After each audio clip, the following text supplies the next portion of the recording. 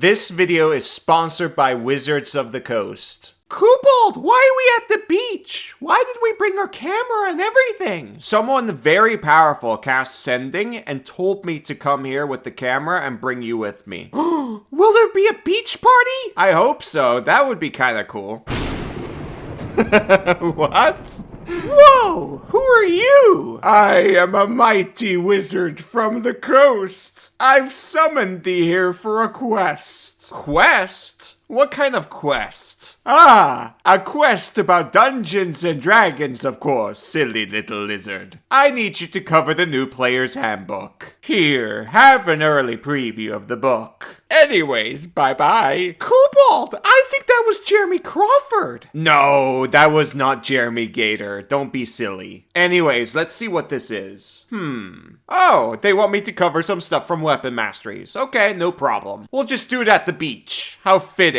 Welcome to Pack Tactics, where this video is actually sponsored by Wizards of the Coast. Kobold, look, we're on the cover of the player's handbook. Oh yeah, look, it's us. Kobold, how do we know this is...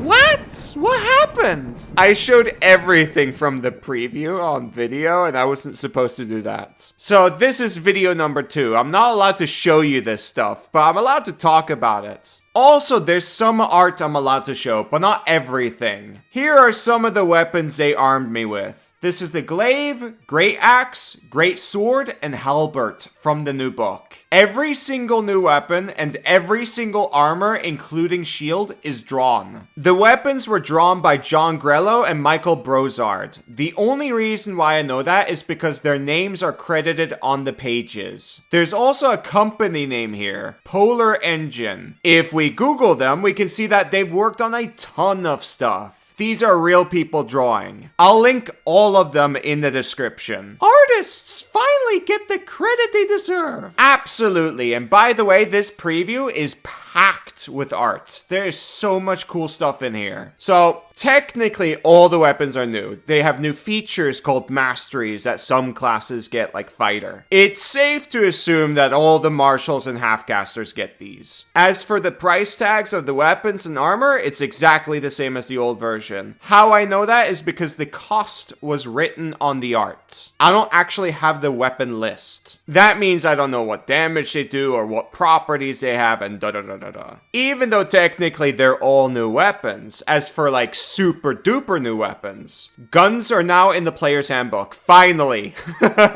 2 of them. Muskets and pistols are finally here. They're not buried in the Dungeon Master Guide anymore. That means that Gun Monk is possible without optional rules anymore. Which is great. I love it. As for the armors and shields, it's completely the same as the old version. There are no changes besides there being art of absolutely everything. Now let's move on to weapon masteries. Again, I can't show them to you, but I can write it out to you and read them out. So here we go.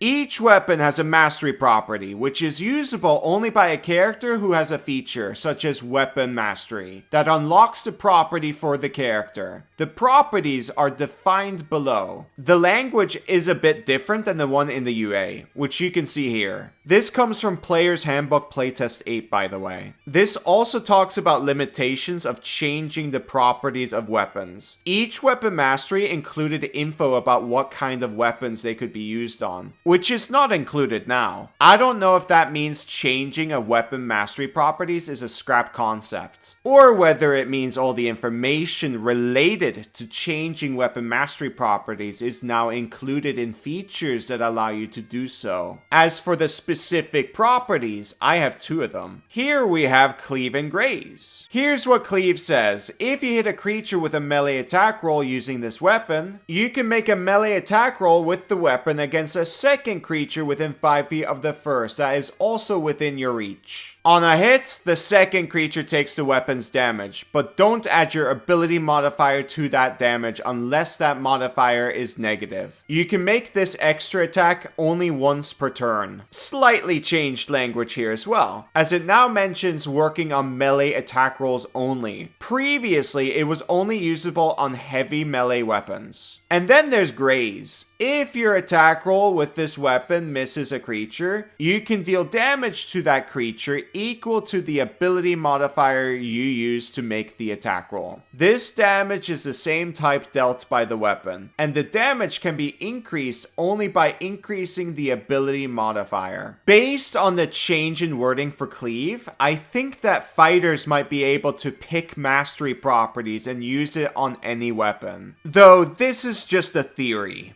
A game theory! Anyways, let's get serious. Let's compare the two. The value of cleave as an option scales in the probability of hitting at least once, whereas graze does nearly the opposite. It scales in the probability of missing. If you hit at least once with a probability of 100%, you're getting more out of that cleave. Whereas with graze, the more you hit, the less damage you're doing. What makes this interesting is there's a threshold where increasing your ability score decreases the DPR from graze because you hit too often.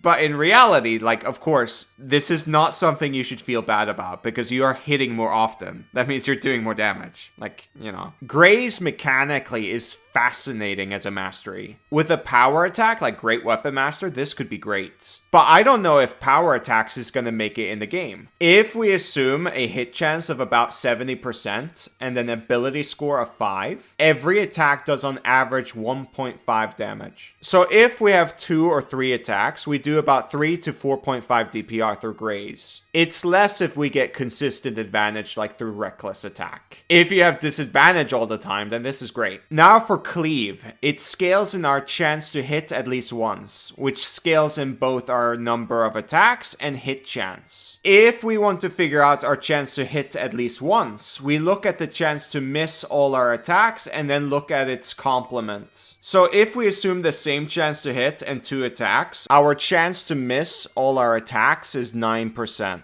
If we want the chance to hit at least once, it's 1 minus 0.3 to the power of 2 equals 1 minus 0.09 equals 91%. If we attack 3 times, we get 97%. This is of course higher if we have advantage. Anyways, if we assume a D10 weapon, which is an average of 5.5, we would be doing between 5 DPR and 5.35 DPR. Now, at a glance, this looks objectively better than graze, but there's something you gotta factor in. Number 1 is this is split damage. Split damage is going to be less valuable than focused fire damage until you kill both enemies. Number 2 is this is only available if there's a creature within 5 feet of the one you're attacking. And you know how finicky that can be. In a dungeon, it's probably not gonna be a problem. That makes the two pretty competitive with each other. That's pretty cool. Though if you have a team that does a lot of damage and the enemies are often clumped up, then I recommend picking cleave as a melee attacker. And there we go. Now I've showed you everything they gave me. I'm very excited for this book. Like, oh my god. Thank you very much for watching this video. This was so much fun to share. I hope I earned your subscription today. If you want to see more early access stuff, stay tuned. I am talking to Wizards of the Coast. Speaking of which, I highly recommend checking out Wizards of the Coast. They make the world's greatest role-playing game, and most importantly, you can now pre-order the new core rulebooks. Link in the description. Oh, it's going to be so good. End of video. Bye-bye!